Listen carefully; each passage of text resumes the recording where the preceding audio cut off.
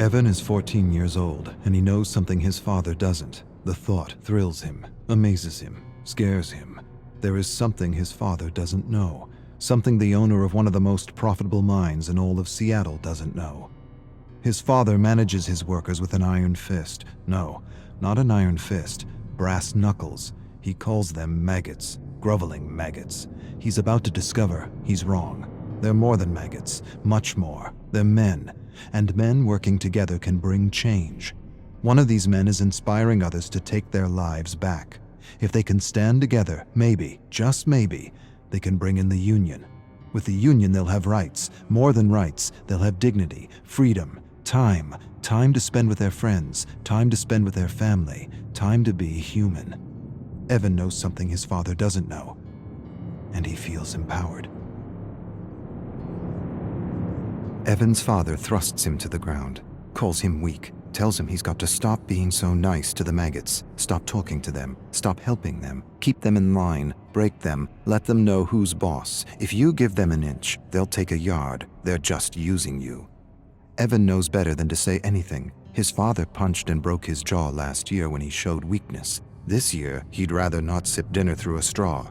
This year, he holds back, bites his tongue. He wants to tell his father about the union, but doesn't. He feels ashamed, torn between his loyalty for his father and his friends. Bob, Tom, Jim, they deserve more. Evan enjoys creating something from nothing. He's not an artist, but he enjoys sketching, and he hides his sketches from his father.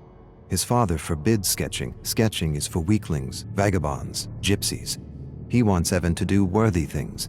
He drags Evan to his most profitable mine. He teaches him how to manage maggots. He's hands-on, very hands-on, abusive, violent, brutal. The key is to break them, break their will, break their spirit. Once broken, a human is a tool that can be wielded to do anything. Broken. It's what he did to his mother. It's what he's doing to him.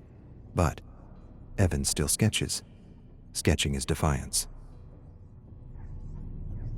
Evan watches his father yell at one of his workers. He's sick. He wants to leave, but he's not allowed. He leaves. He loses his job.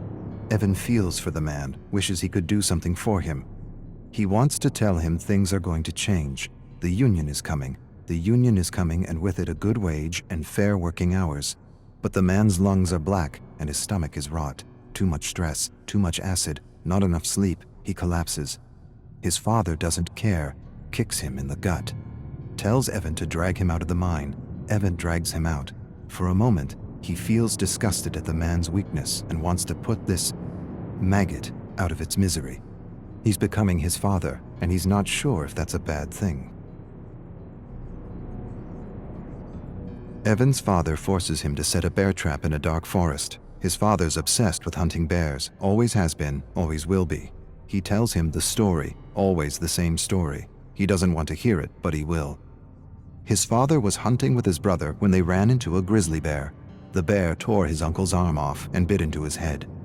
Evan's father jumped on the grizzly's back, stabbed the bear endlessly, killed the bear, ripped open its stomach to retrieve his brother's head, carried his brother's mutilated body 10 miles to their family estate. This time it's 10 miles, last time it was 5, his father grins. The story is changing with every telling. Sometimes Evan wonders if there even was a bear. Evan's inspired in a way he's never been before. Furiously, he sketches his father in a bear suit killing his uncle. He never met his uncle, but he's seen pictures. His uncle was a philanthropist, a bleeding heart, disloyal. He would have run the business into the ground with proper wages and all that socialist crap. That's why he had to go. Evan doesn't have proof, but he knows. Deep down he knows his father murdered his uncle, tied him up, left him for a bear. There was no knife, no fight, no honor, just a terrible death for a disloyal worm. Evan suspects all this, and yet he doesn't feel disgusted or ashamed. He feels something else, something he's trying not to feel, something he won't admit to himself. Evan looms over his father's bed and watches him sleep. He hates and loves him at the same time. Sometimes he wonders what his life would be like without him. He owes him so much, and yet he's miserable and alone. He raises a massive gray stone and holds it there for a long minute that feels like forever.